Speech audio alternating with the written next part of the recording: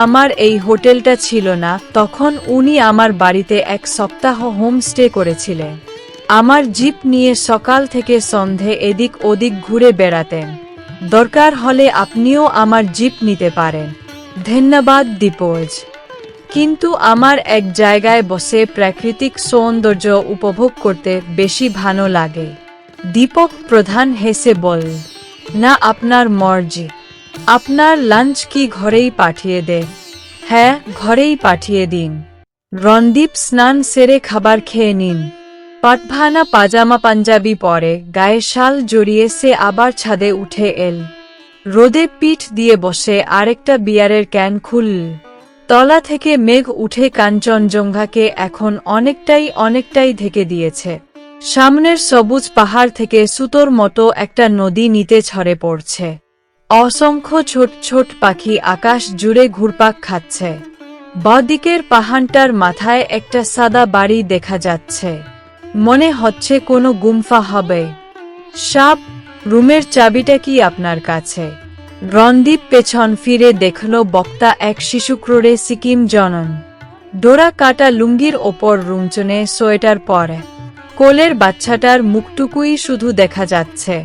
ফর্সা তুলতুলে মুখ, ছোট্ট ছোট্ট চোখ দুটো পিটপিট করছে। রণদীপ চাবিটা এগিয়ে দিন। একটু পরেই সিকিম জননী ফিরে এল। চাবিটা রণদীপকে ফিরিয়ে দিয়ে হিন্দিতে বল, সাব, আপনি অপরেশজির বন্ধ। রণদীপ মহিলার মুখের দিকে তাকিয়ে উত্তরে বল, হ্যাঁ, কিন্তু আপনার পরিচয়? মহিলা একটু ইতস্তত করে মুখ নিচু করে বল, আমি এ বাড়ির বউ। রণদীপের মুখে হাসি ফুটে উঠল। আচ্ছা, তার মানে আপনি দীপকজির স্ত্রী? জি স্যার। আপনি তো কাল রাতে এসেছেন। হ্যাঁ, মুনিয়া আপনার কথা বলছি। কে মুনিয়া? দীপকজির বোন, যার সঙ্গে কাল আপনার বাসে দেখা হয়েছিল। রণদীপ মনে মনে বল, ওরে বাবা, মানে সেই কাঞ্চন সুন্দরী দীপক প্রধানের বোন। এই যে খোদ বাঘের থুরি বাঘিনীর গুহায় এসে আশ্রয় নিয়েছে। ভয়ে ভয়ে সে বাদিকের বাহুর ওপর একটু হাত বুলিয়ে নিল। ওর হাবভাব দেখে দীপকের বউ হাসতে লাগল।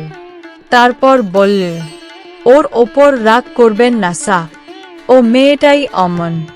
কিন্তু যখন থেকে শুনেছে যে আপনি অপরেশজির বন্ধু, তখন থেকেই আর লজ্জায় আপনার সামনে আসতে পারছেন। কথা শেষ করে দীপকের বউ ছাদের আলসে দিয়ে মুখ বাড়িয়ে চিৎকার করল, মুনিয়া একটু ওপরে আয়। কিছু পরে মুনিয়া ওর বৌদির পিছন পিছন এসে রণদীপের সামনে দাঁড়াল। ওর বৌদি বলল, ঝ্যা, সাবের কাছে মাফ চা। রণদীপ এবার লজ্জিত হয়ে পড়ল।